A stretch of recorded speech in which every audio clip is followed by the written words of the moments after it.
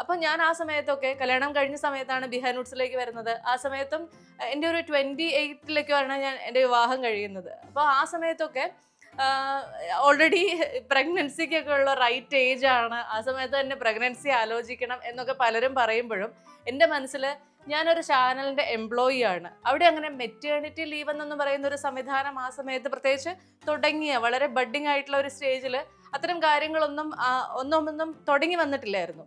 അപ്പൊ ആ സമയത്ത് അതിലേക്കൊക്കെ പോയി കഴിഞ്ഞാൽ ഈ പറയുന്ന നമ്മുടെ ഒരു റവന്യൂ അല്ലെങ്കിൽ നമുക്കൊരു ഒരു സാലറി എന്ന് പറയുന്നത് ഇല്ലാണ്ടാവും. എൻ്റെ ജേർണി കുറച്ച് ടഫാകും എന്ന് ഞാൻ മനസ്സിലാക്കിയത് കൊണ്ട് തന്നെയായിരുന്നു ഞാൻ അതിനെ മാറ്റി വെച്ചത്. അതിലേക്ക് നോക്കിക്കഴിഞ്ഞാൽ എംപ്ലോയി ആയാൽ ഒരു മാസം 10-35 ഇന്റർവ്യൂ എടുക്കണം. ഇനി ഞാൻ ലീവ് ഒന്നും എടുക്കുന്നില്ല, ലീവ് എടുക്കാതെ തന്നെ എങ്ങനെയെങ്കിലും പ്രഗ്നൻസിയും കരിയറും ഒരുമിച്ച് കൊണ്ടുപോകാമെന്ന് വിചാരിച്ചാൽ 10-35 ഇന്റർവ്യൂ ഒക്കെ ഈ സമയത്ത് എടുക്കുക എന്ന് പറയുന്നത്, അല്ലെങ്കിൽ ഒരു പ്രഗ്നൻസി പീരീഡിൽ എടുക്കുക എന്ന് പറയുന്നത് അത്രമാത്രം സേഫ് ആയിട്ടുള്ള ഒരു ഓപ്ഷൻ ആയിട്ട് എനിക്ക് തോന്നിയില്ല. അപ്പൊ അതുകൊണ്ടായിരുന്നു ആ സമയത്തെ ഇത്തരം കാര്യങ്ങളെല്ലാം ഡിലേ ചെയ്ത് വെച്ചത്.